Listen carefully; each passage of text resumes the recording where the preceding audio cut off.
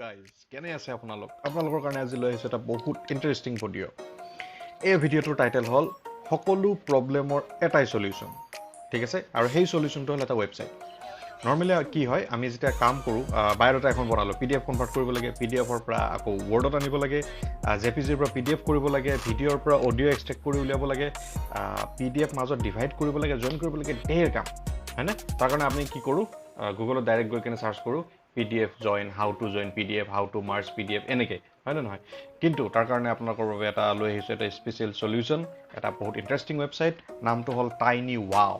য়েছ, wow আপোনালোকে search কৰিব TINY tinywow.com। ঠিক আছে, ত' আপুনি টাইনি ৱাও চাৰ্চ কৰিব। চাৰ্চ কৰিলে টাইনি ৱাও এই ৱেবছাইটটো আহিব। এইটো আপুনি অ'পেন কৰিলে, অ'পেন কৰি ইয়াত আপুনি তললৈকে আহক। আপোনাক কি লাগে, বন্ধু বান্ধৱীসকল আপোনালোক কি লাগে ইয়াতে চব পাব। বেকগ্ৰাউণ্ড ৰিমুভ কৰিব লাগে, PDF মাৰ্জ কৰিব লাগে, PDFৰ পৰা JPGৰ পৰা PDF এডিট কৰিব পাৰে, আনলক PDF কৰিব লাগে, word to PDF, profile photo manager, কিমান কি সলিউশ্যন ইয়াত আপুনি এটা ৱেবছাইটতে পাব। আপুনি বাৰ গুগলত গৈ, আপুনি ক্ৰমত গৈ বা মজিলাত গৈ গুগলত গৈ চাৰ্চ কৰিব নালাগে। ঠিক আছে, ইয়াতে আপুনি চাওক, নিজে ৱেবছাইটটো এবাৰ খুলি চাওক। ইয়াতে ঢেৰ অপশ্যন আছে, আপোনাক যি লাগে, আপোনাৰ ডেইলি কাম কাজৰ কাৰণে, আপুনি অফিচৰ কামত লাগে, আপোনাক নিজৰ ব্যক্তিগত কামত লাগে, চব আছে ইয়াত। ঠিক আছে, আৰু গোটেইবোৰ ফ্ৰী অফ কষ্ট আপুনি ইউজ কৰিব পাৰে। নামটো মনত ৰাখিব, tinywow.com। এতিয়া আপোনালোকৰ বাবে লৈ অহা নেক্সট ৱেবছাইটটো হ'ল ninite.com।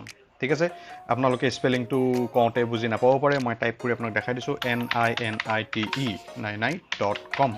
ঠিক আছে, ninite.com আপোনালোকে চাৰ্চ কৰিব। চাৰ্চ কৰিলে আপোনালোকৰ ৱেবছাইটটো এনেকৈ খুলিব। ঠিক আছে, এতিয়া এই ৱেবছাইটটোৰ কাম কি মই বুজাই দিছোঁ আপোনালোকক। ধৰক আপোনালোকে আপোনাৰ কোনোবাটো লেপটপ বা ডেস্কটপ এইমাত্ৰ ফৰ্মেট মাৰিলে। ঠিক আছে, ফৰ্মেট মৰাৰ পিছত কি হ'ব, আপোনালোকে নতুনকৈ ছফ্টৱেৰ ইনষ্টল কৰিব লাগিল হয়নে?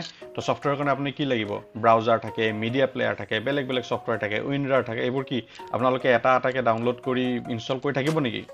ন। আজিৰ যুগত এই টেকন'লজি ইমান এডভান্স হৈছে, আজিৰ যুগত আপুনি এটা ছফ্টৱেৰ গৈ ইনষ্টল কৰি থকাৰ কোনো দৰকাৰ নাই। এই ৱেবছাইটটোত আহক। ৱেবছাইটটো অ'পেন কৰাৰ লগে লগে আপোনালোকে এনেকুৱা দেখা পাব ইণ্টাৰফেচ।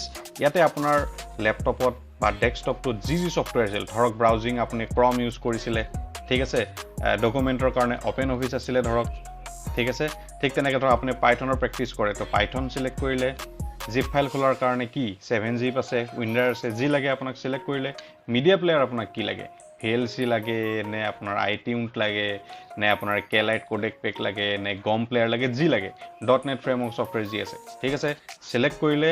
তাৰপিছত আপোনালোকে চিম্পলি গেট ইয়ৰ নাইনাইট ক্লিক কৰিলে হৈ যাব।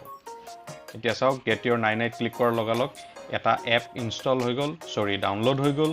ইয়াতে দেখি পাইছে আপোনালোকে মোৰ ব্ৰাউজাৰত এইটো তলত ডাউনলোড হৈছে। এতিয়া মই কি কৰিম, অবভিয়াছলি মোৰ লেপটপ বা ডেস্কটপটো ইণ্টাৰনেটত কানেক্ট হৈ থাকিব লাগিব। মই এইটো চিম্পল ইয়াতে মই ক্লিক কৰি দিম। ক্লিক কৰি দিয়াৰ লগে লগে কি হ'ব জানেনে, আপুনি যিকেইটা ছফ্টৱেৰ চিলেক্ট কৰিছিলে, ইয়াতো আপুনি দেখিব কি চিলেক্ট কৰিছিলে আপোনালোকে। ঠিক আছে, এইকেইটা ছফ্টৱেৰ কি কৰিব, ধুনীয়াকৈ এটাকৈ ইনষ্টল কৰি গৈ থাকিব আপোনাৰ ছিষ্টেমত। আৰু আপোনাৰ ইয়াত তাৰ বাহিৰে বেলেগ কোনো কাম নাই। 10টা ছফ্টৱেৰৰ কাৰণে 10টা ছফ্টৱেৰ ডাউনলোড কৰিব নালাগে। 10টা ৱেবছাইটত গৈ 10 বাৰ ক্লিক কৰাৰ আপোনাৰ কোনো দৰকাৰ নাই। ই অট'মেটিকেলি গোটেইকেইটা ছফ্টৱেৰ ইনষ্টল কৰি দিব লেটেষ্ট ভাৰ্চনত। ঠিক আছে, বহুত ইণ্টাৰেষ্টিং আৰু ইউজফুল ৱেবছাইট হয়।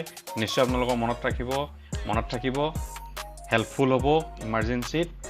এনেকুৱাই ইম্পৰ্টেণ্ট আৰু ইণ্টাৰেষ্টিং নিউজৰ বাবে, তথ্যৰ বাবে মোৰ চেনেলটোৰ লগত জড়িত হৈ থাকক। মোৰ ভিডিঅ'বোৰ চাই থাকক, চেনেলটো ছাবস্ক্ৰাইব কৰক, ভিডিঅ'বোৰ লাইক কৰক, যিমান পাৰে শ্বেয়াৰ কৰক আৰু কমেণ্ট কৰক আপোনালোকে কি ভিডিঅ' চাব বিচাৰে। ঠিক আছে, আজিলৈ আহোঁ, বাই বাই।